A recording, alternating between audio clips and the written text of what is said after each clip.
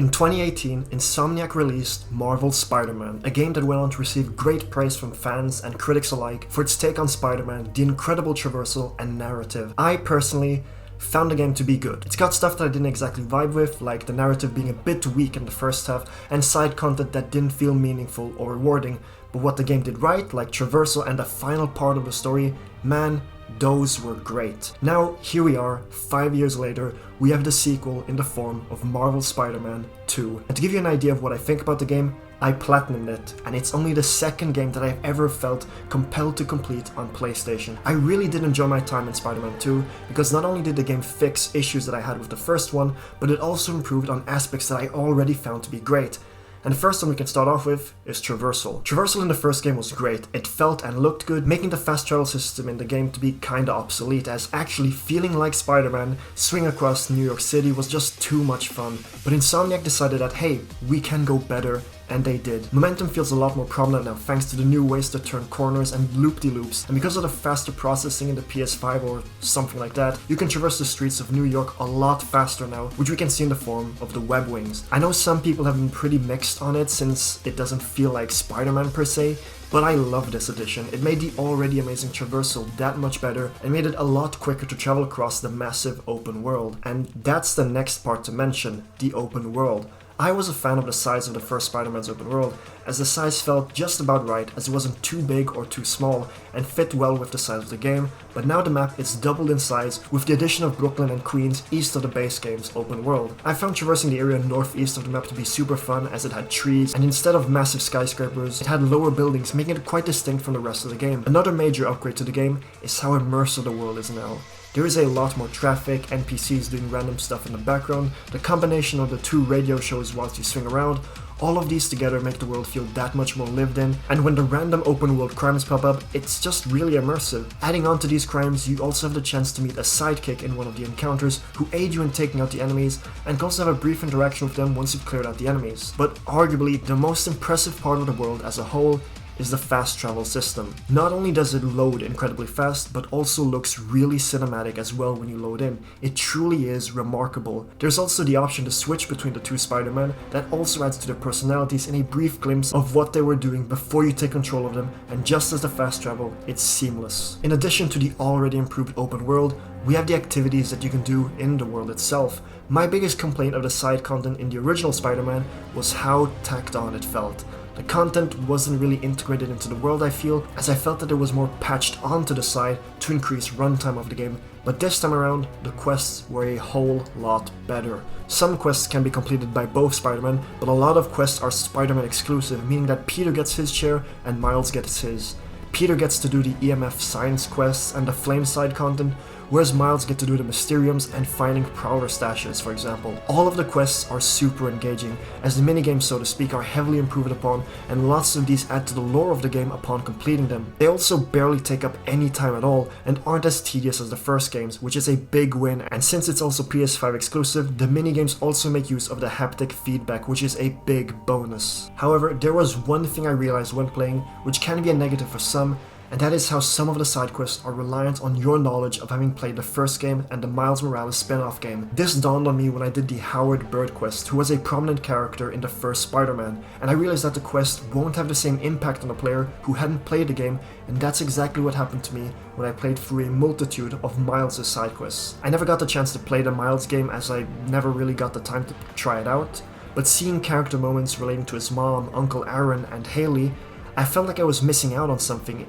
It is not essential to play through either game, it's just that some of these quests won't hit the same as if you did. The side quests also have lots of Easter eggs in them, and by Easter eggs, I mean setup for future DLC content or a possible third entry. The payoff from these quests, especially the Spider-Bot collectible quest and the set of flame quests, both have ending cutscenes that, I mean, as a fan of Spider-Man, have got me really excited for what's next to come. But with these side quests out of the way, we can focus on the combat side quests regarding the hunters, where I can talk about the combat as well. I played on the normal difficulty option, and the game posed a decent challenge because now button mashing isn't as viable as it was before, thanks to improved enemy designs and combat situations. Both Spider-Man are limited to 4 gadgets and the web shooters, and also have 4 special moves, along with the combos from the skill tree, and with how well coordinated the enemies are, you are going to be using all your gadgets as methodically as possible, And man, the extra skills you get to use as each Spider-Man greatly improve the combat system with single attacks to attacks that can hit multiple enemies at once.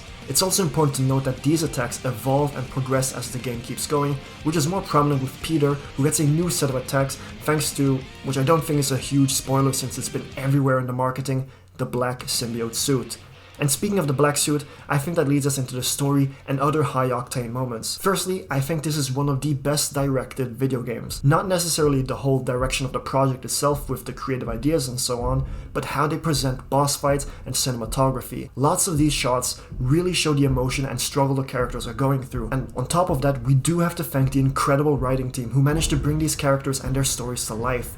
The story was a lot better this time around, being a lot more consistent with its tone and sharing the screen time between the main cast equally, and although it's not as hard-hitting as that final part of the first Spider-Man game, it's great all around. The voice actors also did incredible jobs. I loved both Miles and Peter's portrayal of their respective Spider-Man, especially once the symbiote suit kicks in, but man, I really do have to shout out Laura Bailey as Mary Jane.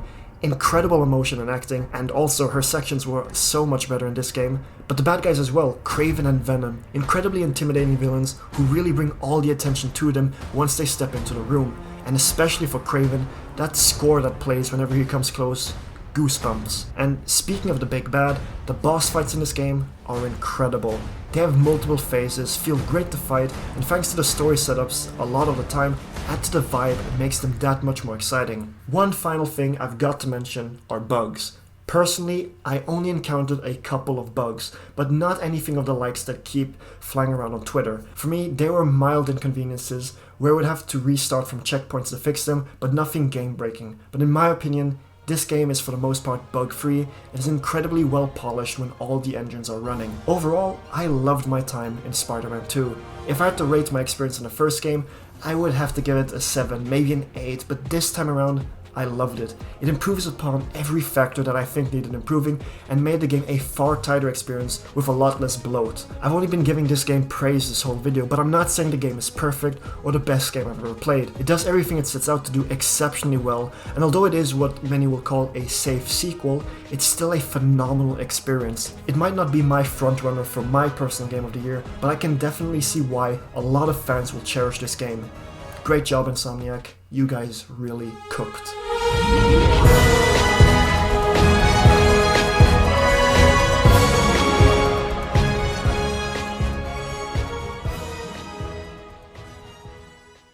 And with that, welcome to the end of the video.